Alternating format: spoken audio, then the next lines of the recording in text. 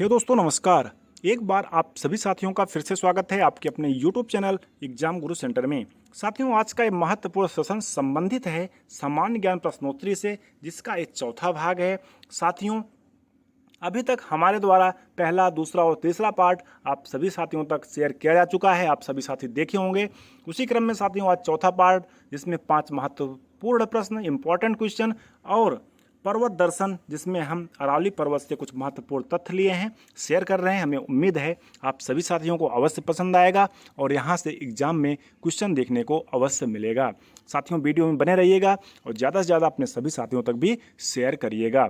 ठीक है साथियों, शुरू करते हैं, देखते हैं पहला क्वेश्चन। साथियों पहला क्वेश्चन है, बंगाल में द्वैध शासन की नींव किसने रखी थी? द्वैध शासन साथियों, जिसमें दो शासक एक ही सत्ता का संचालन करते हैं, द्वैध शासन कहलाता है। तो साथियों बंगाल में द्वैध शासन की नींव किसने रखी थी? वारेन हेस्टिंग्स, रॉबर्ट क्लाइव या कॉर्नवालिस या इनमें से कोई नहीं। साथियों इसका उत्तर होगा रॉबर्ट क्लाइव ने बंगाल में द्वैध शासन की नींव रखी थी, यानी ऑप्शन नंबर बी इसका साथियों राइट आंसर होगा। साथियों बंगाल में द्वैध शासन की नींव रॉबर्ट क्लाइव ने रखा था और द्वैध शासन को जो समाप्त किया था वो वारेन हेस्टिंग्स ने द्वैध शासन को समाप्त किया था। दोनों पॉइंट साथियों इंपॉर्टेंट है, याद रखिएगा, एग्जाम में पूछा जा सकता है। आगे बढ़ते हैं साथियों, अगला प्रश्न देखते हैं। अगला प्रश्न है, सहायक संधि पर हस्ताक्षर करने वाला पहला राज्य कौन था? सहायक संधि पर साथियों हस्ताक्षर करने वाला पहला राज्य कौन था? हैदराबाद, तंजौर, मैसूर या अवध? तो साथियों राइट आंसर क्या होगा? ऑप्शन नंबर फर्स्ट यानी ए, हैदराबाद। सहायक संधि पर साथियों हैदराबाद के जो निजाम थे उन्होंने 1798 ईस्वी में लॉर्ड वेलेजली की सहायक संधि को स्वीकार किया था। यानी साथियों लॉर्ड वेलेजली की सहायक संधि को स्वीकार करने वाला प्रथम भारतीय शासक हैदराबाद के निजाम थे, जिन्होंने 1798 में लॉर्ड वेलेजली की सहायक संधि को स्वीकार किया था। साथियों सहायक संधि भारतीय उपमहाद्वीप यानी भारत में सहायक संधि का प्रारंभ डुप्ले प्रथम यूरोपीय ने किया था।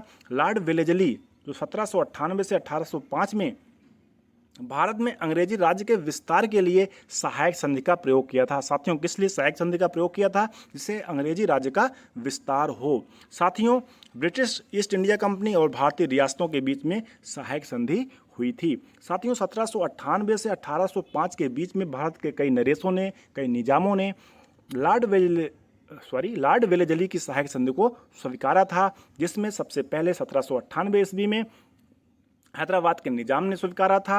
1801 ईस्वी में साथियों अवध के नवाब ने लॉर्ड वेलेजली की सहायक संधि को स्वीकारा था। और ऑप्शन में दिया गया है साथियों तंजौर और मैसूर।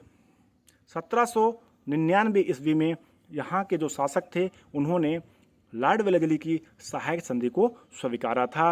1804 ईस्वी में साथियों जो ग्वालियर के सिंधिया थे उन्होंने लॉर्ड वेलेजली की सहायक संधि को स्वीकारा था। इन सभी पॉइंटों को साथियों याद रखिएगा, महत्वपूर्ण है, हो सकता है किसी एग्जाम में पूछ लिया जाए। आगे बढ़ते हैं साथियों, अगला प्रश्न देखते हैं। भारतीय मानक समय रेखा भारत के कितने राज्यों से होकर गुजरती है?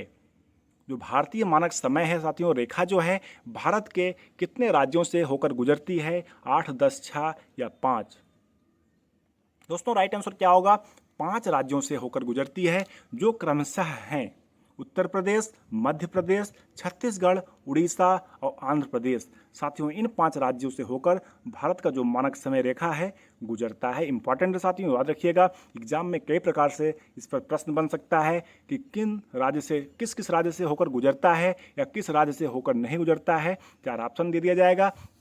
इन 5 राज्यों को आप याद रखिएगा, आसानी से आप क्वेश्चन को सॉल्व कर लेंगे। साथियों कुछ पॉइंट हैं। भारत का मानक समय 82 डिग्री 30 पाई पूर्वी देशांतर के समय के आधार पर निर्धारित किया गया है, ये भी इंपॉर्टेंट है। अगला पॉइंट है साथियों, यह देशांतर रेखा इलाहाबाद के निकट नैनी नामक स्थान से होकर गुजरता है। साथियों कई बार एग्जाम में पूछा जा चुका है कहाँ से होकर गुजरता है, उस जगह का क्या नाम है, इसलिए इसको भी याद रखिएगा साथियों कि यह देशांतर रेखा इलाहाबाद के निकट नैनी नामक स्थान से होकर गुजरता है। अगला पॉइंट है साथियों, भारत का मानक समय ग्रीनविच रेखा समय से 5 घंटा 30 मिनट आगे है।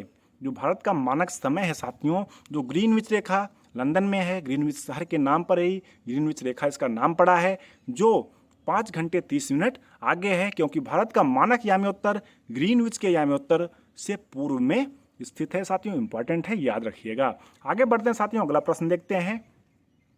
भारत के विस्तार, जो साथियों भारत का विस्तार है कि नहीं साथियों का है, भारत का विस्तार जो है साथियों उत्तर से दक्षिण यानी उत्तर से दक्षिण दिशा में कितना है?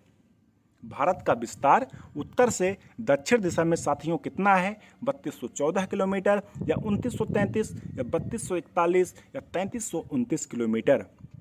साथियों सही उत्तर क्या होगा? ऑप्शन नंबर फर्स्ट 3214 किलोमीटर साथियों भारत का विस्तार जो है उत्तर से दक्षिण दिशा में है। अगर साथियों पूर्व से पश्चिम दिशा की बात किया जाए, पूर्व से पश्चिम दिशा की बात किया जाए साथियों तो 2933 किलोमीटर है। 2933 किलोमीटर पूर्व से पश्चिम दिशा में इसका भारत का विस्तार है। साथियों भारत जिसकी कैपिटल नई दिल्ली है, प्रेजेंट टाइम में राष्ट्रपति अभी हाल ही में निर्वाचित हुई है साथियों, इसलिए इंपॉर्टेंट है। किसी न किसी एग्जाम में अवश्य जो है राष्ट्रपति के बारे में पूछा जाएगा कि पहली आदिवासी महिला या वर्तमान में भारत के राष्ट्रपति कौन है। तो द्रौपदी मुर्मू जी जो है साथियों भारत की वर्तमान समय में आदिवासी महिला हैं जो राष्ट्रपति के रूप में नियुक्त हुई हैं।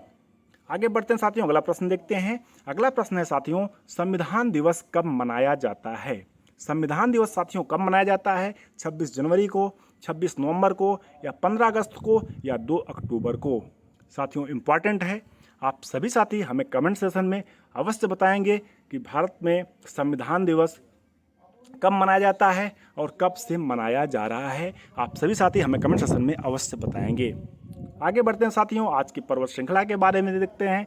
पर्वत श्रृंखला साथियों, अरावली पर्वत श्रृंखला के बारे में कुछ महत्वपूर्ण तथ्य हमने इंक्लूड किया है जो आप सभी साथियों तक शेयर कर रहे हैं। साथियों अरावली पर्वत श्रृंखला राजस्थान के पश्चिम भाग में स्थित एक पर्वतमाला है जिसे राजस्थान में आडावाला पर्वत के नाम से भी जाना जाता है। साथियों अरावली पर्वत को राजस्थान में आडावाला पर्वत के नाम से भी जानते हैं, इसको भी याद रखिएगा, महत्वपूर्ण है, हो सकता है किसी एग्जाम में पूछ लिया जाए। साथियों अगला पॉइंट है, भारत की भौगोलिक संरचना में अरावली प्राचीनतम पर्वत श्रेणी है। भारत की भौगोलिक संरचना में अरावली जो है साथियों प्राचीनतम पर्वत श्रेणी है। यह गोंडवाना लैंड का अस्तित्व है। साथियों अगला पॉइंट है, यह संसार की सबसे प्राचीन पर्वत श्रृंखला है जो राजस्थान को उत्तर से दक्षिण 2 भागों में बांटती है। साथियों भारत की नहीं, संसार की यानी विश्व की सबसे प्राचीनतम पर्वत श्रृंखला है जो राजस्थान राज्य को उत्तर से दक्षिण 2 भागों में बांटती है। साथियों अगला पॉइंट है, भारत में अरावली पर्वत श्रृंखला की जो कुल लंबाई है लगभग 700 से 800 किलोमीटर के बीच में है, जो गुजरात के पालनपुर से दिल्ली के मजनू हिल तक फैली हुई है। साथियों एक महत्वपूर्ण पॉइंट ये है, जो राष्ट्रपति भवन है वो किस पहाड़ी पर बना हुआ है? रायसीना पहाड़ी पर बना हुआ है। आप सभी साथियों को पता भी होगा, और अगर नहीं पता है तो जान लीजिए, जो राष्ट्रपति भवन है रायसीना पहाड़ी पर बना हुआ है। रायसीना पहाड़ी भी साथियों अरावली पर्वत का ही एक हिस्सा है। आगे बढ़ते हैं साथियों, अगला पॉइंट देखते हैं। अगला पॉइंट है साथियों, अरावली पर्वत की उत्पत्ति जो है साथियों इनके वियन युग यानी 45,000 लाख वर्ष पूर्व में हुआ है। अरावली पर्वत का साथियों सर्वोच्चतम जो शिखर है, पर्वत शिखर है, सिरोही जिले में गुरु शिखर है, जिसकी ऊंचाई अगर मीटर में बात किया जाए तो 1722 से 1727 मीटर है, यानी 722 या 1727 मीटर ऊंची है। अगर फीट में बात किया जाए साथियों तो 5650 यानी 5650 फीट ऊंची है। साथियों माउंट आबू सिरोही जिले में है, जो राजस्थान का सबसे ऊंची चोटी है। अरावली पर्वतमाला के आसपास साथियों भील जनजाति निवास करती हैं। काफ़ी लंबे समय से अरावली पर्वत के आसपास भील जनजातियां साथियों निवास करती हैं, ये भी इंपॉर्टेंट है, याद रखिएगा साथियों। और राजस्थान राज्य में साथियों लूनी नदी है, सामर झील है, कई अन्य इंपॉर्टेंट पॉइंट है, वो भी आप सभी साथी याद रखिएगा। साथियों इस प्रकार से अरावली पर्वत श्रृंखला के बारे में कुछ महत्वपूर्ण तथ्य थे, हमने शेयर किया। हमें उम्मीद है आप सभी साथियों को अवश्य पसंद आएगा।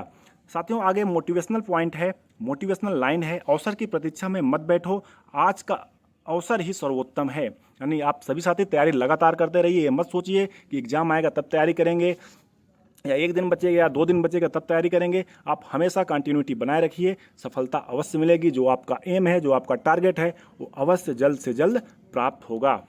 साथियों इस प्रकार से आज का अपना महत्वपूर्ण सेशन कंप्लीट हुआ। हमें उम्मीद है आप सभी साथियों को अवश्य पसंद आया होगा। अगर पसंद आया हो तो साथियों ज़्यादा से ज़्यादा शेयर करिएगा, लाइक करिएगा। अगर चैनल पर पहली बार आए हो सब्सक्राइब साथियों अवश्य करिएगा और साथ में बेल आइकन प्रेस करिएगा, जिससे कोई भी नई वीडियो बनती है तो आप सभी साथियों तक नोटिफिकेशन के माध्यम से आसानी से प्राप्त हो सके। ठीक है साथियों, मिलते हैं कल, तब तक के लिए धन्यवाद। जय हिंद।